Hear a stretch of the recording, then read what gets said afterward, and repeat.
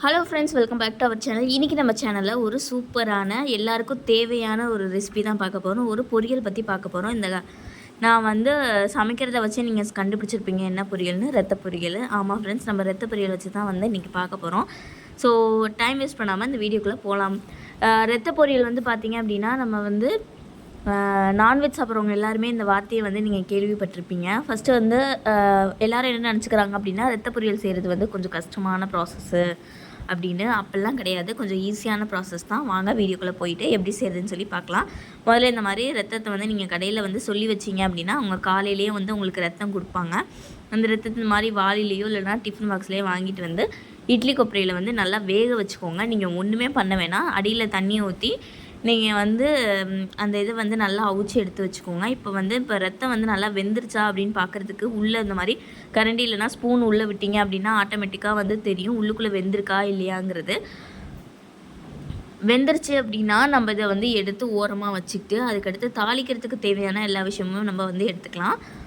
So அதுக்கு வந்து நான் ஆல்ரெடி சொன்ன மாதிரி மண் சட்டியை வந்து நான் வந்து நல்லா பழக்கி வச்சுருந்தேன் இல்லையா. பழக்கி வச்சுருந்த மண் சட்டியில் வந்து தான் நான் செய்ய போகிறேன். அதுக்கு ஃபஸ்ட்டு சுத்தமான நல்லெண்ணெய் வந்து ஆட் பண்ணிக்கலாம். இப்போ தான் நான் வந்து மண் சட்டியை பழக்கினேன். ஸோ அதனால் இப்போ உடனே வந்து நான் எண்ணெயை ஊற்றுனதுக்கப்புறமா சோம்பு போட்டுக்கிட்டேன். எண்ணெய் நல்லா சூடானதுக்கப்புறம் சோம்பு போட்டுக்கோங்க. சோம்பு நல்லா பொரிஞ்சு வரட்டும். இப்போ இதில் வந்து நம்ம வெட்டி வச்சுருக்க வெங்காயத்தை வந்து சேர்த்துக்கலாம். இதில் வந்து பார்த்திங்க அப்படின்னா நான் ஒரு 2 பெரிய சைஸ் வெங்காயத்தை நல்லா பொடி பொடியாக கட் பண்ணி ஆட் பண்ணியிருக்கேன். நீங்கள் வேணும்னா சின்ன வெங்காயம் கூட நீங்கள் இதில் ஆட் பண்ணிக்கலாம். கொஞ்சமாக கருவேப்பிலை இலை,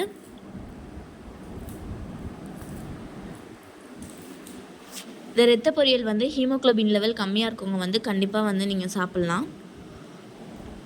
அது மட்டும் இல்லாமல் அந்த ரத்த பொரியலில் என்னென்ன இருக்குது அப்படின்னா அயன் சத்து அதிகமாக இருக்குது. அது கூடவே நமக்கு சோடியம், கால்சியம், ஒமேகா 3, பாஸ்பரஸ் அப்படின்ட்டு நிறைய சத்துக்கள் வந்து இந்த இதில் இருக்குது.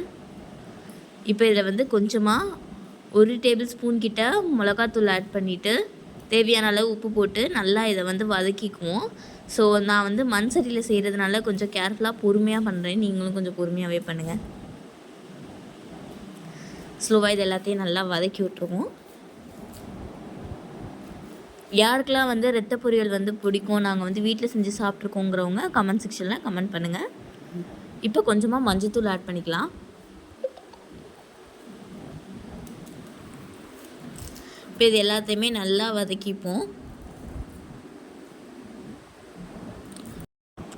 இப்போ இது வந்து கொஞ்சம் நல்லா வதங்கட்டும். வதங்கினதுக்கப்புறமா நம்ம வந்து வேக வச்சு எடுத்து வச்சுருக்க அந்த ரத்தத்தை வந்து என்ன பண்ண போகிறோம் அப்படின்னா, இந்த மாதிரி கையாலே நல்லா வந்து பிச்சு போட்டுருக்கோங்க. நல்லா உதிரியாக இருக்கணுங்கிறதுனால நல்லா இந்த மாதிரி பிச்சு விட்டுக்கோங்க. இப்போ இதை வந்து அந்த சட்டியில் வந்து சேர்த்துடலாம். சேர்த்துட்டு இதை வந்து இப்போ நல்லா அது வந்து கலந்து விட்டுப்போம். இப்போ நாங்கள் வந்து பார்த்திங்க அப்படின்னா எங்கள் வீட்டில் வந்து நாங்கள் ரத்த பொரியலை சாதத்தோடையே நாங்கள் வந்து பிசைஞ்சு சாப்பிடுவோம். அது வந்து அப்போ வந்து கொஞ்சம் ஈரப்பதத்தோடு இருந்தால் தான் கொஞ்சம் நல்லாயிருக்கும். அதனால் நான் என்ன பண்ண போகிறேன் அப்படின்னா, இது வந்து கொஞ்சம் நல்லா வெந்து வந்ததுக்கப்புறம் வந்து நான் வந்து தேங்காய் துருவல் சேர்த்துட்டு கொஞ்சம் சதன்னு இருக்கும்போதே நான் வந்து ஆஃப் பண்ணிடுவேன். ஏன்னா வந்து அப்போ தான் நல்லாயிருக்கும்.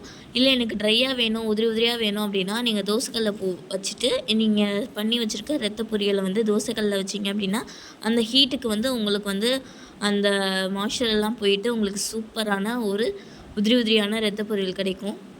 ஸோ இந்த வீடியோ உங்களுக்கு பிடிச்சிருக்கும்னு நினைக்கிறேன். மறக்காமல் நம்ம சேனலை சப்ஸ்கிரைப் பண்ணுங்கள். கண்டினியூஸாக உங்களோட சப்போர்ட் அண்ட் லவ்வை கொடுங்க. Okay friends, thank you.